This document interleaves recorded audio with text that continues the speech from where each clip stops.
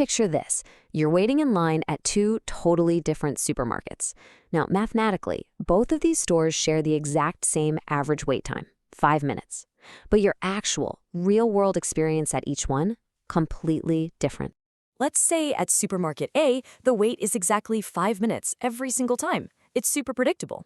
But at supermarket B, you either walk right up to the cashier with 0 wait, or you're stuck there for 10 agonizing minutes. So, which one do you actually choose?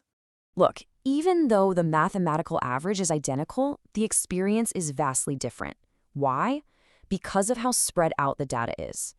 Supermarket A's wait times are tightly concentrated right around that 5-minute mark. Supermarket B's wait times are, well, wildly spread out. And this right here is exactly why looking at averages alone can be deeply misleading. By the end of this explainer, you are going to understand how to quantify this exact problem. We'll learn how to measure variation using a really powerful concept called standard deviation. We'll break down the actual formula behind it. And finally, we'll explore how to map out discrete probabilities. All right, let's dive right into it. Section 1. The mystery of variation. So the solution to our supermarket mystery? It's standard deviation. Basically, standard deviation is just a number that measures how far data values are from their mean. It's really your ultimate tool to figure out if a specific data point is huddled super close to the average or if it's way out there in left field. A small standard deviation means low variation, like our highly predictable supermarket A. A large standard deviation, high variation, like supermarket B. Section 2. Calculating standard deviation. All right, here is our step-by-step roadmap for finding this magic number. First, we find the mean, the average. Second, we find the deviations.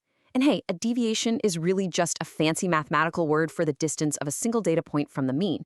You literally just take your value and subtract the mean. Okay, step 3, we square those deviations. Step 4, we average them to get something called the variance. And finally, step 5, we take the square root.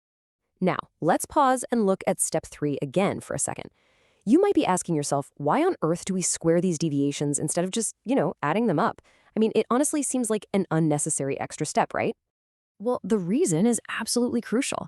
Think about it. If you just add the raw deviations together, the positive distances and the negative distances perfectly cancel each other out. Your sum is always going to be exactly 0 every single time. So by squaring the deviations, we force them all into positive numbers. That way we can actually measure the total spread of the data. Which brings us to a crucial point in step 4, where we find the variance. Now, variance is an intermediate step. It's the average of those squared deviations. But because we squared the numbers earlier, the units are squared too. Like if we're measuring minutes in our supermarket line, variance is in squared minutes, which, let's be real, makes absolutely no sense in the real world. And that is exactly why we must take the square root at the very end to get back to regular minutes. Wait, this is super important. When you're calculating a sample variance, meaning you don't have the data for the entire population, just a piece of it, you always divide your sum by n-1, not just n. N is the number of items in your sample. Dividing by n-1 is this clever mathematical adjustment that gives us a much better estimate of the true population spread. It's a huge trap for students, so don't let it trip you up. Section 3. Comparing different data sets.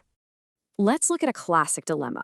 We have John, who has a 2.85 GPA at a school where the mean is 3.0 and the standard deviation is 0.7. Then we have Allie, who scored a 77 on an exam at a completely different school where the mean is 80 and the standard deviation is 10. They go to different schools, they have totally different grading scales. So how do we mathematically prove who is actually doing better relative to their peers? We solve this by calculating exactly how many standard deviations away from the mean each student is. Doing this creates a standardized value called a z-score. The z-score equals the student's value minus the school's mean divided by the school's standard deviation. It's brilliant because it perfectly levels the playing field. So if we plug John's numbers into that formula, his z-score is negative 0.21. He is 0.21 standard deviations below his school's mean. Now, if we do the exact same thing for Ollie, his z-score is negative 0.30. Because negative 0.21 is closer to 0, meaning it's closer to the average, John actually has the better standing relative to his classmates. See? Standard deviation lets us look right past the raw numbers. Section 4. The empirical rule. Once we know our standard deviation, some really cool predictable patterns emerge. If your data follows a bell-shaped symmetric distribution, we get this incredible pattern called the empirical rule. Roughly 68% of your data will fall within just one standard deviation of the mean. About 95% falls within 2 standard deviations, and more than 99% falls within 3, which means if you see a data point that is more than 2 standard deviations away from the average, it's generally considered highly unusual. It's an outlier. Section 5. Probability distribution functions. Okay, let's connect this to real life again. We're going to shift from measuring continuous spread to mapping out exact discrete events. Say a psychologist tracks how often a newborn baby's crying wakes its mother after midnight, sampling 50 mothers. Here, X represents the number of wake-ups per week, from 0 to 5. P of X represents the exact probability of that happening. For instance, the chance of a baby waking the mother exactly 2 times a week is 23 out of 50. This whole setup, it's a probability distribution function, or PDF. It simply maps every possible outcome to its exact chance of happening. Now, a discrete PDF operates under 2 very strict golden rules.